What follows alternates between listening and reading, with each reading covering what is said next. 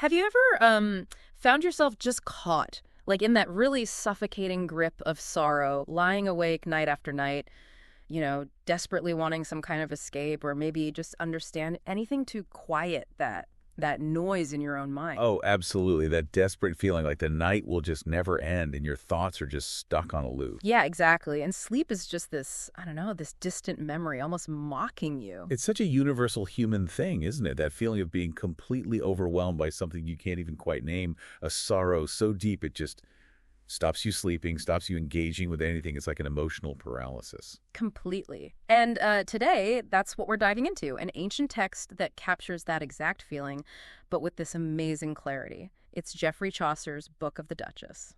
And it's so much more than just a medieval poem, isn't it? It's this incredibly crafted, multi-layered journey.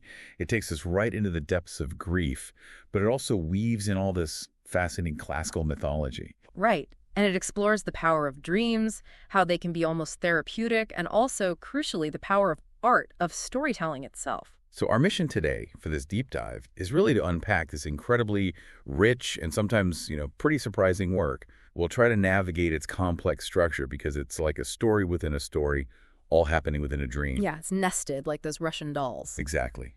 And we'll try to decipher some of those references, those classical myths he pulls in, and figure out how Chaucer is using this dream framework to confront and maybe even process this overwhelming sorrow, both his own perhaps, and something more universal. It's kind of like literature as a physician for the soul, like you said. Mm-hmm. Precisely.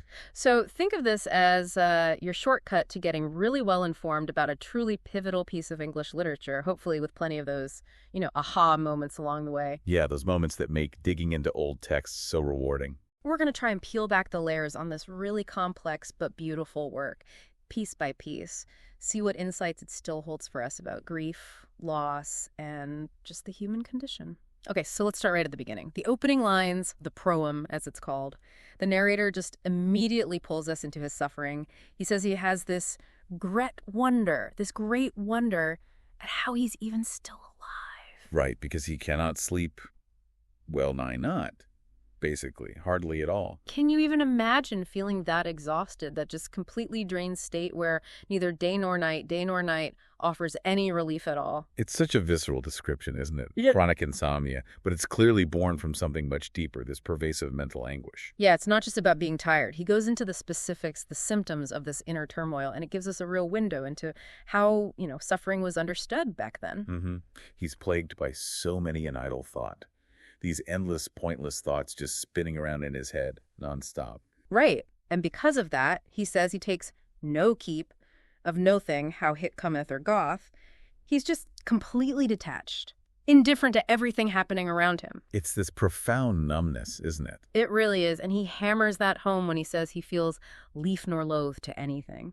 He doesn't care if it's eo or sorrow, whereso it be. He's beyond joy or sorrow. It's just apathy, a complete shutdown. Yeah. He feels like a amazed thing always in point to fall down. Like he's constantly about to just collapse physically and mentally. And he blames it on his sorrowful imagination, this sorrowful imagination that's just taken over his mind. It's not just sadness, is it? It's like an active, debilitating force inside him. Exactly. And he actually names it. He attributes his suffering directly to melancholy and dread I have for to die.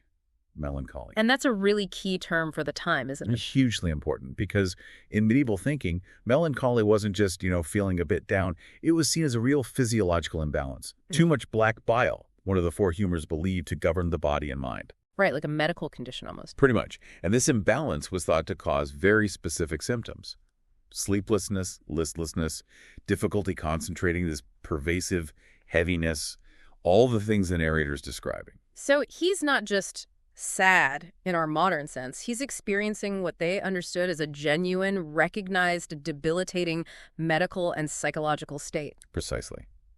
Which makes his suffering incredibly tangible for a medieval audience. And for us, it opens a window into how they viewed mental health back then. This constant lack of sleep, this defoot of sleep, combined with that heaviness. Yeah, the heaviness. It has, as he says, slain my spirit of quickness. It's killed his vitality, his life force, that I have lost all listered, all joy, all pleasure in life is gone. It's a total depletion. It paints such an unbelievably bleak picture. And then he kind of anticipates our question, why so I may not sleep? But then he just says, myself cannot tell why. Yeah, he says whoever asked that question, listeth, is asking truly. They're wasting their breath asking, because he honestly doesn't know. He can only guess, he guesses, that it's a sickness, that I have suffered this 8 years. 8 years. 8 years. It's staggering. I mean, I complain if I have one bad night. Imagine carrying that kind of soul-crushing exhaustion for nearly a decade. It's almost unimaginable. And that sickness, coupled with that line about the physician but un, that made me heal, but that is dune. The one physician who could heal him, but that's over. That's done. That's incredibly fascinating, isn't it? Yeah, deeply symbolic. Yeah. What do you make of that? Is it literal sickness? Well, it could be read literally, maybe some incurable physical thing. Yeah. But given the context, his sorrowful imagination, the melancholy, it feels much more likely to be hinting at something else. Like a past loss, something emotional. Exactly. An emotional wound, maybe a loss that's unchangeable, that no earthly doctor can fix. It sets this tone of irresolvable grief right from the start. It suggests it's metaphorical, not medical. That one physician could be a person he lost, or maybe an opportunity or something. Something gone forever. Right. Leaving him stuck in this state. It creates this immediate mystery around what's actually wrong with him. So he can't sleep. He can't even figure out why he's in such agony. What does he do? He decides to read. Yeah, he chooses a romance instead of playing chess or backgammon tables, specifically to read and drive the night away. Which feels so relatable, doesn't it? Reading to escape your own head just to make the time pass when your thoughts are unbearable. Absolutely, a classic coping mechanism. But his choice of what to read is really significant here because it immediately elevates what's about to happen. How so? Well, he tells us the book contains fables that clerks had in old time and other poets put in rhyme. So stories from scholars and poets from long ago. Exactly. This isn't just light reading. Mentioning clerks, scholars, and poets signals straight away that this isn't going to be a simple tale. It's drawing on ancient wisdom tradition. It's likely designed to offer some kind of insight, not just entertainment. Okay, so it sets the stage for the story within the story to be important. Precisely. It prepares us for a narrative that might echo his own suffering, maybe offer him a way to understand it. It suggests that what happens in stories can actually have a real impact, even a healing one. And what a story it turns out to be. He finds this wonder thing inside the romance, the tragic tale of King Cis and Queen Alcyone. Yeah, it's an old myth, one Chaucer borrows from Ovid, actually. And it immediately establishes this powerful theme of profound loss and how people react to it. So King Cis goes off over sea on a sea voyage. And it ends in disaster. A huge storm hits, just ferocious. It breaks her mast and made it fall. It clipped her ship and tragically drained Ham. Everyone drowns. Everyone. Everyone. And the narrator stresses that never was found in, as it tells, Bordeaux and nothing else. No trace, no bodies, no wreckage, not even a plank of wood. Just gone. Wow. So complete uncertainty for Alcyone back home. Exactly. And that absence, that lack of closure is crucial to her agony. And then we see her reaction. It's incredibly moving, the detail Chaucer gives it. She hath wonder that the king ne come home. She's wondering why he's so late, and her heart quickly grows which means grieved, sorrowful. You can feel her anguish building, can't you? She longs so after the king that her hurtly, sorrowful life, her deeply sorrowful life, was piteous, even just to hear about. He says she loved him alderbest above all others. That devotion just fuels her despair. She sends messengers out both east and west. But they find nothing. Absolutely nothing. And her lament is just heartbreaking. Alas, that I was wrought. Why was I ever created? And where my lord my love be deed, certes, I know never eat breed. I make a vow to my God here, but I mow of my lord here. She vows not to eat until she gets news. It's this desperate, self-destructive grief. And the narrator reading this, he's so moved. He says he felt worse the next morning just thinking about her sorrow. I fared the worse all the more we after, to thank it on her sorroway. It jumps off the page and affects him. Which really raises that question, especially thinking about medieval beliefs. What could people, especially women, do in that kind of profound, seemingly hopeless grief when human efforts, like sending messengers, completely failed? Right, what options did they have? Well, Alcyone finds no reed but only one course of action left. Turn to the gods. She prays directly to Juno, her goddess, calling her sweet lady dear. And her prayer is really specific, isn't it? It seems important. Absolutely crucial. It sets a template for what happens later. She begs Juno, Help me out of this distress, and give me grace, my lord, to see soon, or whereso he be. Give me grace to see my lord soon, or know where he is. Or send me grace to sleep, and meet in my sleep some certain sweven, where through that I may know and even whether my lord be quick or deed. So she's asking for a dream, a specific dream to give her the truth, life or death. Exactly. She needs certainty, even if it's painful truth, and she believes only a divine revelation, specifically through a dream, can give her that closure. And Juno hears her. What happens next? The response is immediate and kind of stark. Juno calls her messenger and sends him straight to Morpheus, the god of sleep. Okay. And the command is very direct, quite grim, actually. Morpheus must take up, seize body of the king, that lethal, pale and no thing rody, pale and not ready, clearly dead. And then? He has to creep into the body, basically possess the corpse, make it appear to Alcyone and speak, right as Hit was wont to do, the whiles that Hit was on live. Wow. So bring the dead king back, looking and sounding like he used to, just to deliver the bad news. Yeah. It's a chillingly direct intervention. Not a gentle dream, but a very specific, painful mission. And the messenger's journey to Morpheus, that sounds pretty unique, too. Oh, it is. It's not your typical Mount Olympus. It's the Dirk Valley, that stamp between Roche's Twy, a dark valley between two cliffs. What's it like? Desolate. Barren, that never yet grew corn ne gras, ne tree, nothing that aught was, best in a man, nothing else. Nothing lives there. Just emptiness. Total absence. And there's this deadly sleeping sound, this deadly sleeping sound from underground streams. And inside this valley, there's a cave, as Dirk is hell pit. So it embodies sleep as this place of stillness, silence, almost like death itself. Precisely. A void where dreams come from. It really emphasizes how profound sleep is. And the gods of sleep themselves. Morpheus. Well, that's fascinating, too. Morpheus and his father, Eclympistier, they aren't like Juno, all action and commands. They're just perpetually asleep. That sleep and did none other work. Utterly oblivious. So how does the messenger wake them up? He has to blow his horn right in their ears, shouting, "Awaketh!" really loudly, just to jolt them out of this deep, death-like slumber. That's almost funny. It is, isn't it? It contrasts with the usual powerful gods and emphasizes how deep and inescapable this realm of sleep is. Even the gods have to be forced awake. It highlights the sheer inertia of deep sleep. Okay, so Morpheus is finally awake. Does he do what Juno asked? He does. He takes Cease's drained body zone, his drowned body, brings it to Alcyone, there as she lay, right even a quarter before day, just before dawn. And the ghost or the body? The animated corpse, really. It stands right at her bed's fate, calls her name and gives her the news. "My sweet wife, awake. Let be your sorrowful life, for in your sorrow there lith no rede. For certes, sweet, I name but deed, ye shall me never on live ye see." Let go of your sorrowful life because there's no solution in it. I'm dead. You'll never see me alive again. Just brutal honesty. Brutal but definitive. He tells her to bury his body found by the sea and bids her farewell with this incredibly poignant line. "To little while our bliss lasteth. Our happiness lasts too short a time." Ah, heartbreaking. And Alcyone? With that her eye up she casteth, and saw not. She looks up, sees nothing there, and died within the thrid more. She dies 3 days later. So the truth, the certainty she prayed for, actually kills her. Exactly. It's the unbearable certainty of the loss that breaks her. Wow, okay. So connecting this back, why this specific myth? Why does Chaucer put this right before the narrator's own dream? Well, this is a really crucial aha moment, I think. Alcyone's story is a direct parallel, a template. Her profound grief, her desperate plea for a dream to get resolution, and the tragic but definitive answer she receives. It all mirrors the narrator's situation. His sleepless sorrow, his unspoken desire for some kind of answer. Precisely. It establishes this precedent. Dreams in this poem aren't just random fluff. They are vehicles for truth, for resolution, even if that truth is incredibly harsh.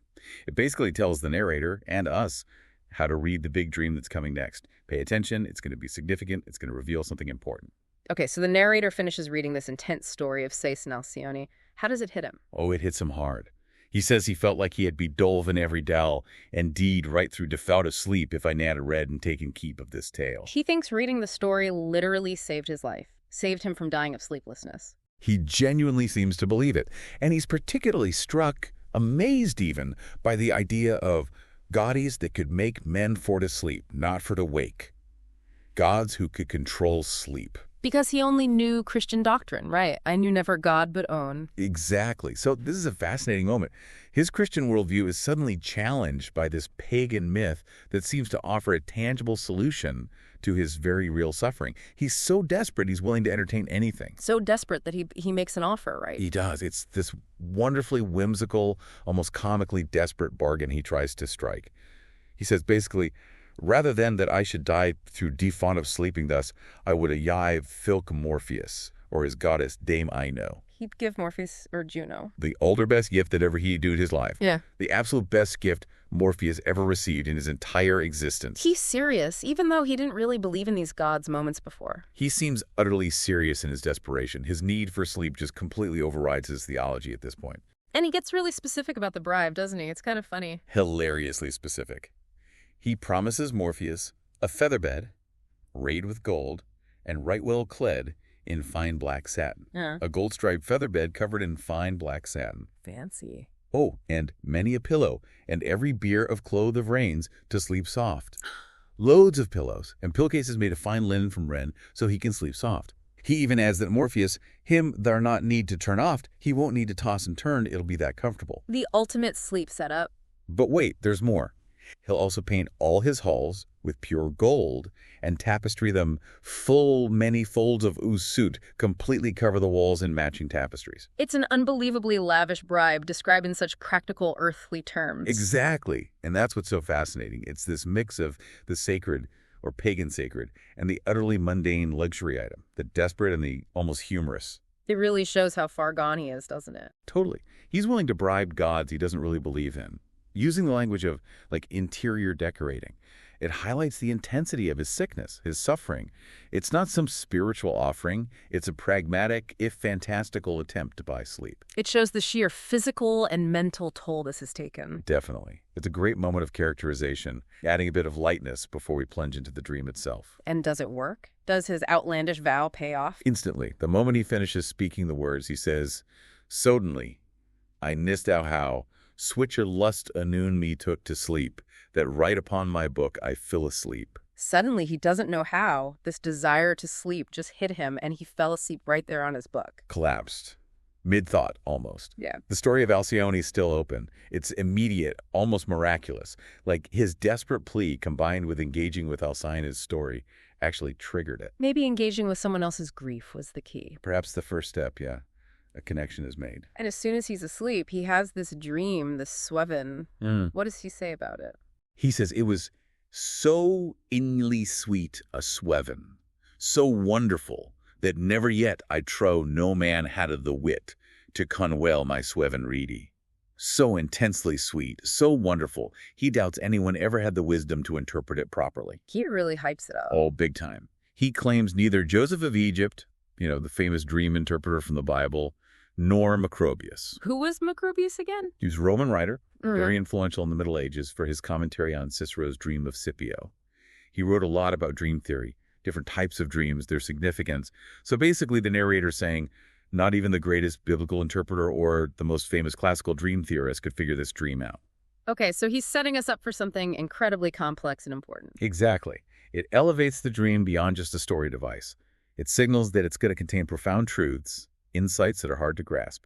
This sweven, he says, becomes the new first material, the new subject matter for his poem. His real journey starts now, inside this dream. All right, so he's finally asleep, and the dream begins. How does it start? Is it dark and gloomy like his waking life? Not at all. It's the complete opposite. A total feast for the senses, starting with this absolutely perfect idyllic scene. He says, "Methought thus, that hit was May, and in the dawning there I lay, me met thus in my bed all naked." So he dreams it's May dawn, and he's lying in bed. Yes, and he's woken up not by his troubled thoughts, but by the most beautiful sound. Smale fowls a great heap, a huge flock of little birds singing right outside on the roof of his chamber. Sounds lovely. And the way he describes their song is just incredible, so vivid, almost hyper-real. He calls it the most solemn service, the most beautiful solemn service that was never ye heard so sweet as Stephen, but hit had be a thing of heaven. He says it was the sweetest sound ever heard, unless it came straight from heaven. Exactly. Their harmony's so perfect, his chambray gone to ringe with it. Sweeter, he says, than any musical instrument, even those played by Orpheus, the legendary musician from mythology. So it's this divine natural symphony. Yeah, creating this blissful atmosphere right at the start. It's like a paradise compared to his waking misery, a sign that this dream world operates under different rules. And his room, his chamber in the dream. Also beautifully decorated, full well-painted, and with glass where all the windows well-glassed. Beautifully painted walls, stained glass windows. But it's what's on the walls and windows that's significant, right? Hugely significant. Julio, the story of Troy, was in the glassing he wrought. The entire story of the Trojan War depicted in the stained glass. Figures like Hector, Priam, Achilles, all the big names. Even Jason, Paris, Helen. Wow, the whole epic tragedy. And the walls. The walls, all the walls with colors fine were painted. Of all the Romance of the Rose. The Romance of the Rose. That's another major work, isn't it? Absolutely foundational for medieval literature. It's all about courtly love, allegory, philosophical debates about love and desire, often quite idyllic, but also complex. So you've got the epic destruction and tragedy of Troy right next to the complex, idealized world of courtly love from the Romance of the Rose. Exactly. That juxtaposition is incredibly telling. It creates this rich, layered backdrop for whatever's going to happen in the dream. It immediately flags themes of both loss and love, tragedy and idealization, suggesting the night's story, when we get to it, will likely involve both. It's like the room itself contains the emotional poles of the story to come. And outside the window, does the dream world match this perfection? Utterly. It's completely untouched by any hint of his waking gloom. The sun shines brightly right into his bed, not harshly, but with bright beams and many golden streams of light. Sounds nice. The sky is blue, bright, clear, and full of temperate, perfectly temperate, neither cold nor hoot, not too cold, not too hot, and not a cloud in sight. Just a flawless May morning. A perfect world setting the stage for... For something potentially imperfect to enter it. But first, as he's lying there soaking it all in, he hears something new. What's that? The sounds of a hunt starting up nearby. He hears an hunter blow his horn, a hunter testing his horn, and then the sounds of men, oars, hounds, and other things. A whole hunting party getting ready. He was drawn to it. Instantly, his spirits lift. He's happy to get dressed and join this gret rout of hunters and eco-foresters, this big group of hunters and foresters. And get this, they're led by the Emperor Octavian. The Emperor Octavian, like Augustus Caesar. Well, probably more of a generic legendary emperor figure common in medieval romances, but it definitely adds to the grandeur and the sort of fantasy feel of the dream. It shows a real shift in the narrator's mood within the dream he's actively engaging now, drawn out of his passive state. So they go on this hunt. How does it go? Chaucer gives us quite a bit of detail. The master hunter blows his horn 3 times. The hounds are unleashed. They find the scent of a hart, a male deer, pretty quickly. They give chase, cheering for a long time. The long chase. Yeah. Do they get it? Here's the interesting part. No. After this long chase, the hart roosed and stole away, fro all the hounds a pretty way. It uses a trick, doubles back, and slips away secretly, unseen.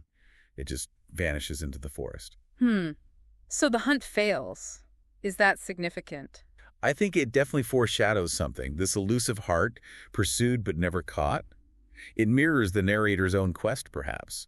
He's seeking something resolution, understanding for his grief, but like the hart, it might be something that can't be easily captured or pinned down. It's a chase that doesn't quite reach its conclusion. Exactly. It leaves things unresolved, incomplete, which perfectly sets the scene for him wandering off and finding something else entirely. Okay, so the hunt's over, the deer got away, and the narrator wanders off on his own. What happens next? He's a bit lost, maybe a bit let down by the hunt ending like that, and then he bumps into something unexpected. A whelp that fawned me as I stood. A little puppy comes up to him, all friendly and fawning. A guide. Seems like it. A very benign, friendly guide. It doesn't bark or anything, just gently leads him away from the main path. Where does it lead him? Down this beautiful, almost magical path. A flowery green wenty, full thick of grass, full, soft, and sweet, with flowers fair under fate. A path through thick, soft, sweet grass covered in countless beautiful flowers. Sounds like paradise again. It really does. He says it's a place where Flora and Zephyrus, the goddess of flowers and the god of the west wind, had made her dwelling there. Like it's eternally spring. It's so beautiful, he thinks, as though the earth envy wold it to be gayer than the heaven. The earth seems like it's trying to outdo heaven itself in beauty. Wow. And the forest around it. Incredibly lush and ancient, great trees, so huge of strength, their branches forming this dense canopy, shadowy over all under, and it's just teeming with wildlife, many in hurt and many in hind, squirrels, other animals, a perfect untouched natural world. So this incredibly vivid, almost hyper-real paradise. It feels like it must be a setup, right? Yeah. A contrast. Absolutely. It's the perfect backdrop for something completely out of place to appear. Yeah. This world overflowing with life and beauty makes the deep sorrow he's about to find stand out even more starkly. It highlights the sorrow, makes it feel almost unnatural in such a setting. Exactly, like an intrusion. It emphasizes how isolating and debilitating that kind of grief can be, even when surrounded by perfection. It suggests that even in paradise, human suffering finds a way in. And then he sees him. Yes. In this perfect setting, he suddenly becomes War of a Man in Black that sat and he turned his back to an oako and huge tree. A man in black, sitting with his back to a huge oak tree. The color immediately signals mourning, doesn't it? Instantly. The universal sign, the narrator, naturally curious, maybe feeling a pull of recognition, approaches quietly. And what does he find? He sees a wonder-well-faringed knight, a remarkably handsome knight, young about 24, the narrator guesses, but dressed entirely all in black. And just sitting there with his hida-dune, head bowed, completely lost in thought. His whole posture just screams sadness. He's composing something. Yeah, the narrator overhears him making the rhyme, 10 verse or 12, of a complaint to himself. A little rhyming complaint, just for himself. A private lament. Exactly. And the narrator says it was the most pite, the most routh that ever I heard. The most pitiful, sorrowful thing he'd ever heard. It highlights the knight's pain even before they speak. It's not a performance. It's raw despair leaking out. And the song itself, what's it about? It's very direct. He's lamenting that his lady bright, which I have loved with all my might, is from me dead and is a goon. She's dead, gone, left him alone in sorrow. Yes, and he wishes death had taken him instead. That classic cry of unbearable grief, wishing for death as an escape. His sorrowful herte gone fast fent, he turns full pitiless, pale, and nothing read. He's literally losing color, fading away from grief. A physical reaction to the pain. Absolutely. Yeah. And this immediate, tangible sorrow, it obviously echoes the narrator's own situation, doesn't it? His sorrowful imagination, his sickness. Yeah, the night is like a mirror. But a very specific kind of mirror. The knight's grief is articulated. It has a cause, even if we don't know it yet. It's personified. Whereas the narrator's was vague, unexplained. So the night gives form to the kind of suffering the narrator feels. Exactly. It allows the narrator, and us, to start exploring profound sorrow through this specific embodied example. Chaucer uses the night to voice the unspeakable. So the narrator tries to talk to him. How does that go? A bit awkwardly at first. He greets the knight, but the knight is so lost in his thoughts, he doesn't even hear him. Completely absorbed. Utterly. When he finally notices the narrator, he's very polite, apologizes courteously. I heard thee not, near I saw thee not, sir, truly. The narrator then apologizes for bothering him. Then he tries to make small talk about the hunt. Yeah, trying to find some common ground. He mentions the hart got away, but the knight just brushes it off completely. I do no fors thereof. My thought is thereon never a Delaware. Couldn't care less. His mind is totally elsewhere. And that complete lack of interest in the hunt, which the narrator and the whole dream world were just buzzing about, really underscores how all-consuming his grief is. It shows how disconnected he is. Everything outside his pain is irrelevant. Totally. His world has shrunk right down. It signals that his inner journey, his sorrow, is the real focus here, much more important than any external event. The narrator sees this gret sore and offers to help, right? With real compassion. He does. He says he'd like to amend a hit, if I can, or may, make it better if he can. He wants to make the knight whole again, do all my power to ease his heart. It shows this lovely empathy in the narrator, something may be missing in his own waking state. But the knight's response, it's pretty definitive, isn't it? Oh, absolutely. It's this profound statement of just how deep and unreachable his pain is. He says flat out, no man may my sore be glad. No one can lessen my sorrow. He says it's ruined his understanding, his ability to think straight. And then he lists all the things that can't help him. Right. Not the remedies of Ovid, Ovid's remedies of love, the classical guide to getting over love sickness, the Orpheus, god of melody, so not even the most beautiful music. Ni Daedalus with plays sly. Daedalus, the master craftsman, so not even clever tricks or artifice. And not even doctors. Nope. Ne heli me physician, now Hippocrates, nec alien, Not even Hippocrates or Galen, the most famous doctors of antiquity. So he's saying his problem is beyond poetry, music, cleverness, medicine. Exactly. It emphasizes that this is a spiritual, emotional wound. It's beyond any conventional cure known to man or mythology. His despair feels absolute, incurable. He even compares himself to Sisyphus, but worse. Yeah. His life is always denying and be not deed, constantly dying but never actually dead. A perpetual agony worse than Sisyphus endlessly pushing his rock. And then that devastating line, I am sore and sorry as I. His identity is just gone, consumed by grief. Completely. He doesn't just feel sorrow, he is sorrow. It's the ultimate statement of loss, where the self just dissolves into the pain. And he describes how everything good has turned bad for him. Yes, a whole list of reversals. My song is turned to plaining, his laughter is now weeping, my glad thoughts to heaviness. Joyful thoughts are now heady. His love is hate, my sleep waking, my mirth and melees is fasting. Every single positive thing is twisted into its opposite. It paints this incredibly vivid picture of total despair, a world completely warped and undone by grief, a life defined only by absence and reversal. It's a powerful way to show how grief can just change your entire reality. Okay, so he's established the depth of his sorrow. How does he start to explain why he feels this way? Where does he place the blame? Initially, he externalizes it. He blames false fortune. He personifies fortune as this cruel, unpredictable force who hath played a game at chess with me, alas, the while. Fortune played a game of chess with him. Yes, and he calls her a traitorous false and full of guile, a false traitress full of guile, an idol of false portraiture, a deceptive image, always ready to betray you. This personification of fortune was that common back then. Oh, very common, a huge medieval trope. Yeah. And he uses the classic imagery. She's ever laughing with one eye and that other weeping. Laughing with one eye, weeping with the other. Yeah, symbolizing her capricious nature, bringing good and bad luck unpredictably, never stable. He also compares her to a scorpion. It maketh fest, with his head seems friendly, lures you in, but will stinge with its tail, delivers poison when you least expect it. She's this envious chariot that is false and seemeth well. This envious charity that always seems good, but is actually false. So he sees fate or fortune as deliberately deceptive and cruel. Absolutely. She promises good things only to snatch them away. And the chess game is the core of this complaint. It is. He says, Fortune, at chess with me she gan to play. With her false draft stivers, she stole on me and took my furs. She stole his furs. What's a furs? The furs is the queen in medieval chess. And importantly, the queen was actually the most powerful piece back then, much more mobile and crucial than the king, who only moved one square. Losing your queen was devastating. So losing his queen means he could no longer play. He couldn't play anymore. The game was essentially over for him. Right. And then Fortune delivers the final blow. Check here and mate. Checkmate. And get this, she does it with a pawn errant. A pawn, just a regular pawn. An errant pawn, a seemingly insignificant piece, delivers the final, humiliating defeat. It emphasizes how complete and powerless his loss feels. This chess allegory, it's more than just a metaphor for his lady, isn't it? It feels like a coping mechanism. I think that's exactly right. By framing this devastating loss as a game against false fortune, the knight can initially intellectualize his grief.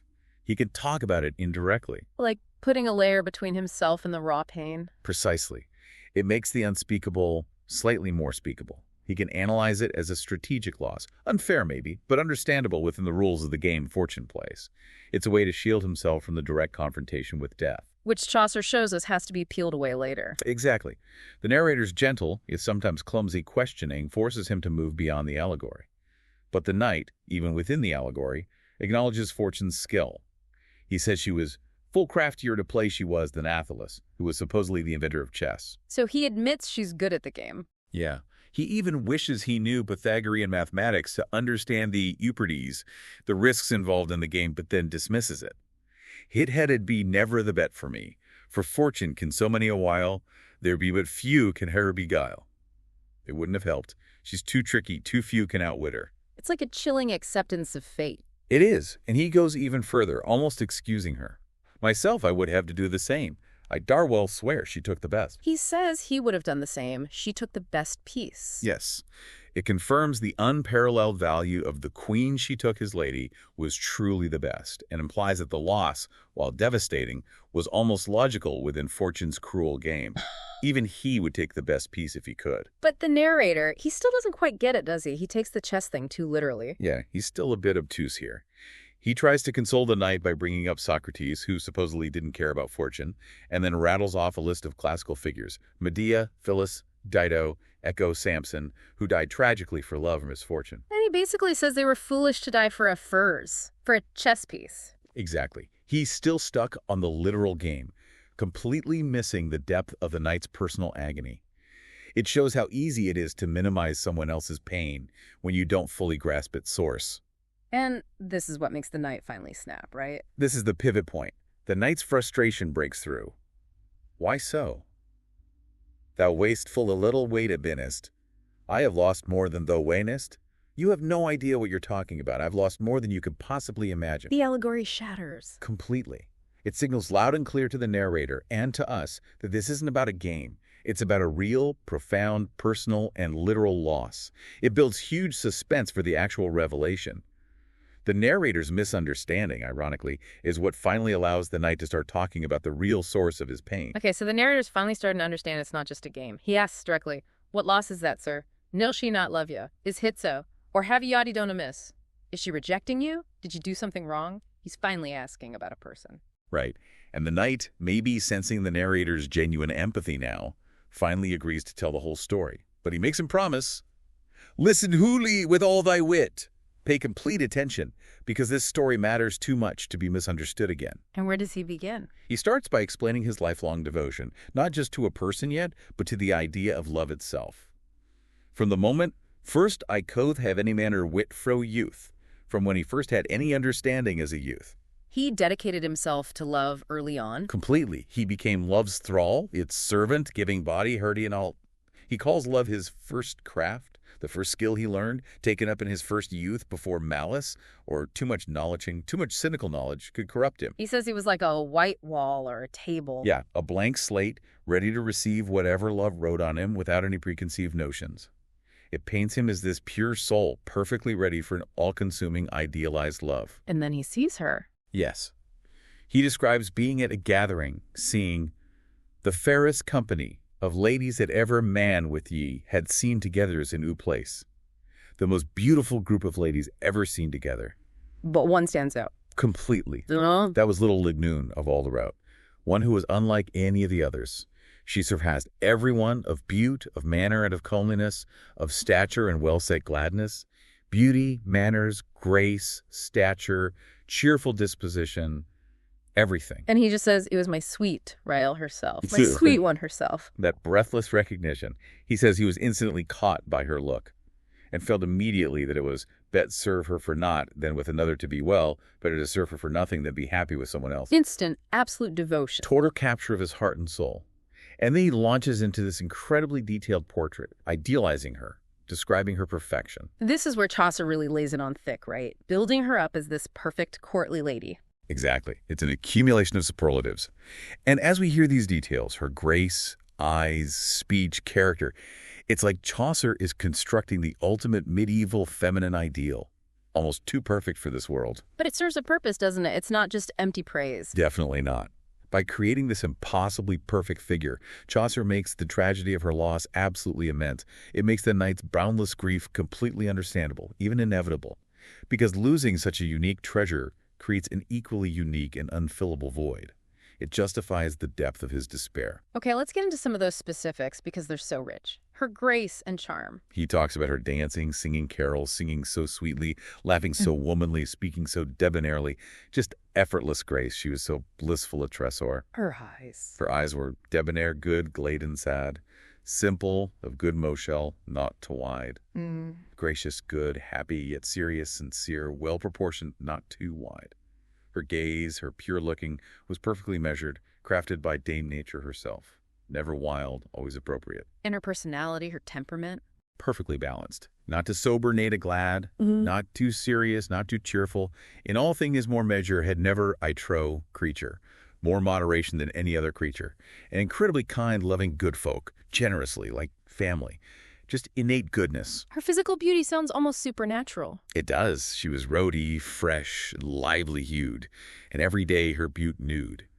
Rosy, fresh, vibrant, and her beauty seemed to renew itself daily, like she couldn't fade. Nature's masterpiece. He literally called her nature's chief patron of beauty and chief ensample of all her work. The chief model of beauty, the prime example of nature's creation. Her face reflected inner goodness. Sad, simple, and benign. Serious, sincere, and kind. And her way of speaking, her character. Just as perfect. Yeah. Goodly, soft speech, friendly, well-reasoned, founded on logic. Her tongue was truer-tongued, and a scorned lass. She spoke truthfully, didn't mock people, never harmed anyone with words, used no flattery or deception. Her word was her bond. Literally, her simple record was found as true as any bond. Her simple word was as reliable as a legal contract. And she never chided or scolded anyone. Just remarkable kindness and integrity. He even describes her physical features in detail, doesn't he? Using those medieval ideals. Yes, the white, smooth neck, like a round tour of ivoire, an ivory tower. The fact that she was named White, which is probably symbolic of Blanche of Lancaster, John of Gaunt's wife, whose death is likely the occasion for the poem, but also reflects this ideal purity and flawless appearance. Right, connecting it to the potential real-life context. And her figure. Long, well-proportioned limbs, fattish, fleshy, not creased therewith, white hands, red nails, round breasts, well-proportioned hips, a straight, flat back. He concludes, I knew on her none other lack. He found no fault in her. Physically or otherwise, she was perfect. It's just an overwhelming list of perfections. It really is. He compares her to a torch bright, calls her the chief mirror of all the festi, the main reflection of beauty at any gathering. And then, crucially, he calls her the sullen phoenix of Araby, for there liveth never but un. The unique phoenix of Arabia, because only one lives at a time, emphasizing her absolute uniqueness. Exactly. She is utterly irreplaceable, which of course makes the loss unbearable. But that phoenix image, it's interesting too, isn't it? Because the phoenix dies in fire, but is reborn from the ashes. Yeah. Is that a hint of something? Perhaps a subtle hint from Chaucer. Not that the knight can literally get her back, but maybe a suggestion of transformation, resilience, memory rising from the ashes of grief. Maybe foreshadowing the poem itself as a kind of rebirth through art, even if it doesn't cure the knight. It definitely underscores her singularity, though. And her moral qualities matched her beauty. Absolutely. He says she had as most debonair as ever had Hester in the Bible, the famously virtuous Queen Esther. Her mind, her wit, was focused without malice upon gladness, always on goodness and joy, harmful to none, full of truth, steadfast, persevering, with calm self-control, easy temperate governance. She loved justice, wouldn't wrong anyone. Exactly. She loved so well right, she wrongdo wool to no white, and utterly direct, sincere, no games, no knacky smale, no small tricks, just pure integrity. So he summarizes all this love. Powerfully. Right on the same, was wholly all my love led. His whole love was placed on her. For certes she was that sweet wife, my sufficience, my lust, my life, min heal and all my bliss, my world's welfare and my lease, and I hires wholly every gal. She was his sufficiency, his desire, his life, his luck, his health, his bliss, his worldly welfare, his joy. And he was hers completely. Everything. He says he most need love her, had to love her, then corrects it to goodwill, his own choice and obligation, because she was the fairest and the best. He claims just seeing her in the morning cured his sorrow for the whole day. I was wearish of all my sorrow, of all day after. Wow. Just her presence healed him daily. And even now after everything. He would not leave my lady out of his thoughts for all this world. His devotion is unwavering, absolute, even in memory. And understanding the sheer magnitude of this love and this perceived perfection is crucial for feeling the full impact of what comes next. His entire being was tied to her. So the narrator, obviously captivated, wants to know how this incredible love story actually unfolded. How did they first interact? And the knight reveals something quite typical of courtly love narratives. For not a long time, for quite a while, she nested never a dell. She had no idea he loved her. He kept it secret. Why? Fear. He durst not, for all this world, tell her my thought. He didn't dare tell her, because he was terrified of making her angry. Because, as he puts it, she was lady of the body. She had the heart. She controlled his heart, his very being. That power dynamic again. Exactly. It's classic courtly love. The lady holds all the power. The knight is her humble servant, utterly devoted and terrified of displeasing her. He reveres her too much to risk rejection. His love is initially a form of almost silent servitude. So how did he cope? How did he express these feelings? Through art. To keep me fro idleness, keep himself busy and channel his emotions, he made songs as I best could. He wrote songs about his feelings, Safe outlet. a way to voice the unvoiced. He even recites his very first song for the narrator. It's simple, heartfelt.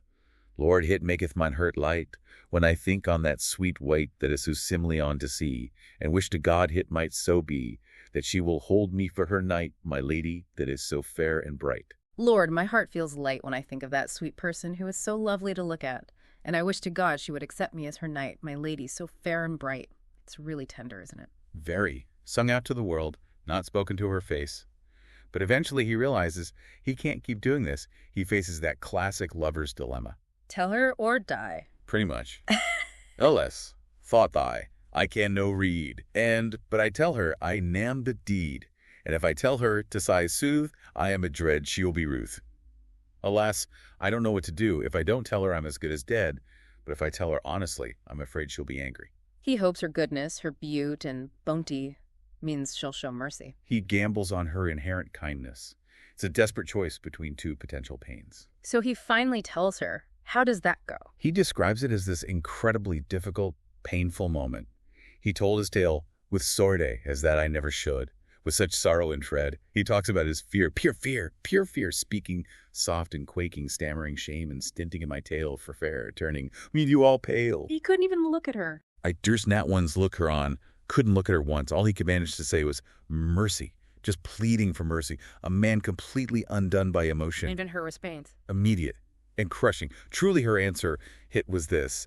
She said, nay, outerly. She said no, absolutely, completely no. Wow, flat out rejection. How did he take it? He says the sorrow was worse than Cassandra mourning Troy's destruction again, that epic comparison to frame his personal pain.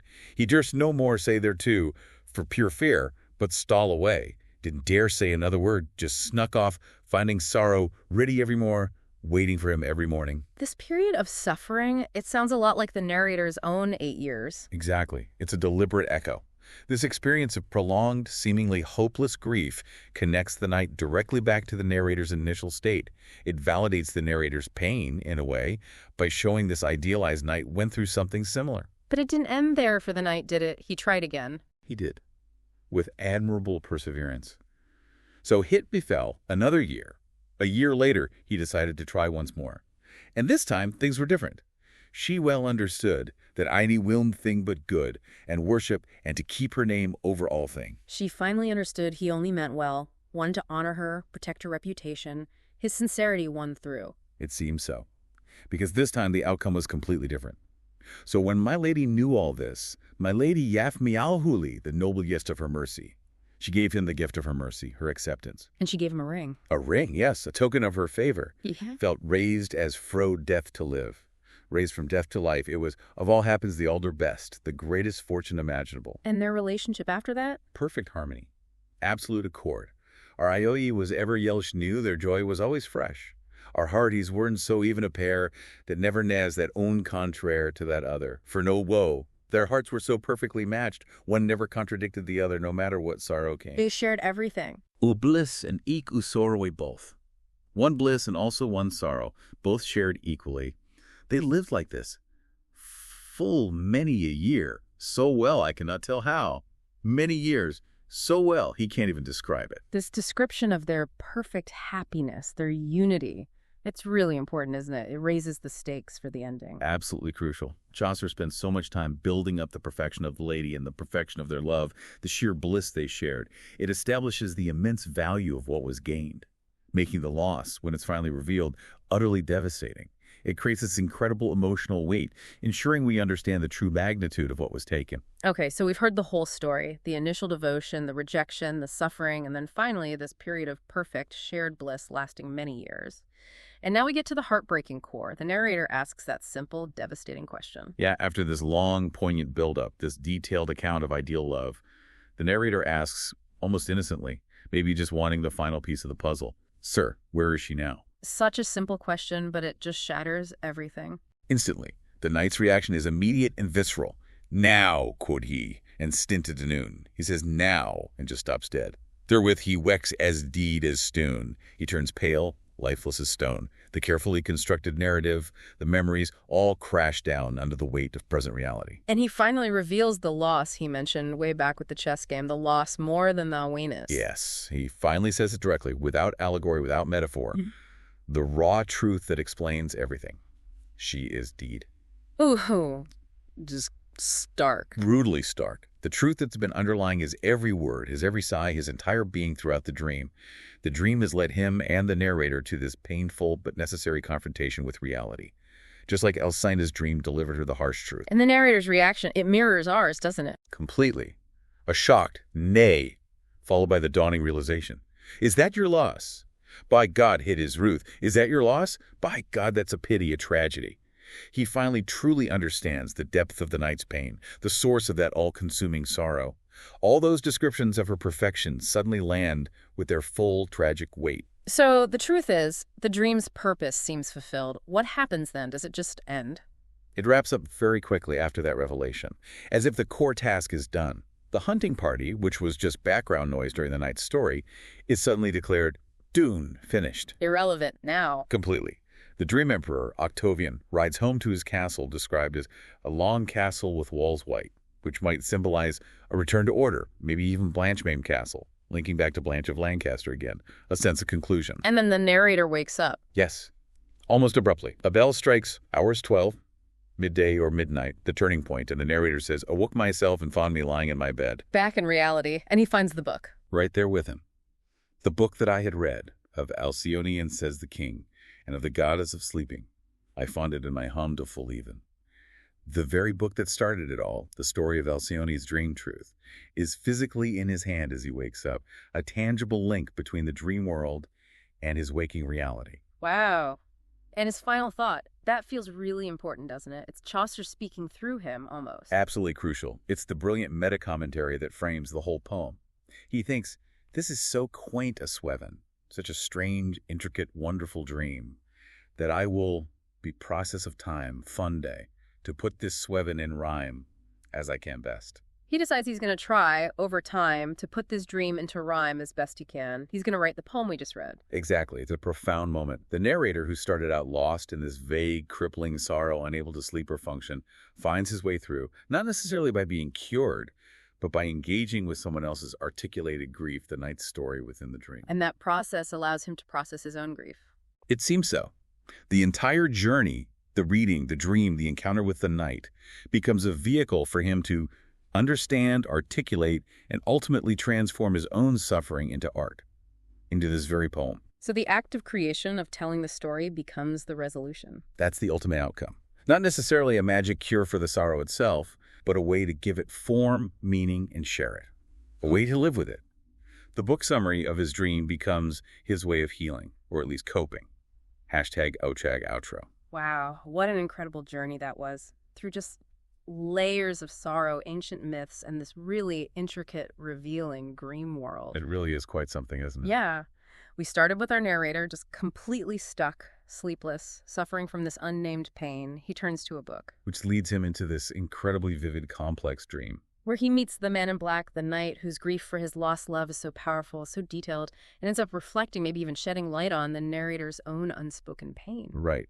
Guiding him towards a deeper understanding and ultimately towards finding a voice for it. This whole deep dive into Chaucer's Book of the Duchess, it really shows you the power of stories, doesn't it?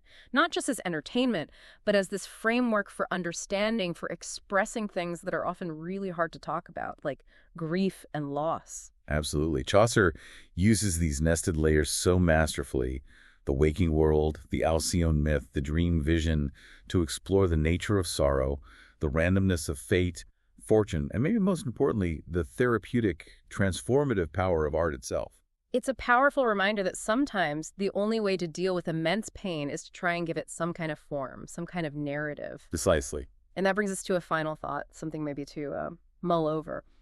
The narrator's original sickness, that 8 years suffering, and his mysterious physician but own, that one physician who could have cured him but is gone, and that was never explicitly fixed in his waking life, was it? No, there's no scene where he suddenly feels better or finds a cure. Right. Instead, it was through the dream, through encountering Alcyone's story and then listening to, empathizing with, the man in black's very specific, articulated grief. That was the path forward for him, not necessarily to a cure, but to expression, to transforming his suffering into the poem itself. Yeah, the act of writing becomes the resolution. So could it be that for some of our deepest pains, the real physician, the real healing, isn't about finding a cure in the traditional sense, but about the act of creation, turning sorrow into a story or a song or a painting, whatever it might be? It's a fascinating idea, isn't it? Yeah. What does it mean when profound personal experience can only really be processed, understood, and ultimately shared through the filter of imagination, through art, when the only way to summarize the experience of your soul is to turn it into a story? Something to definitely think about.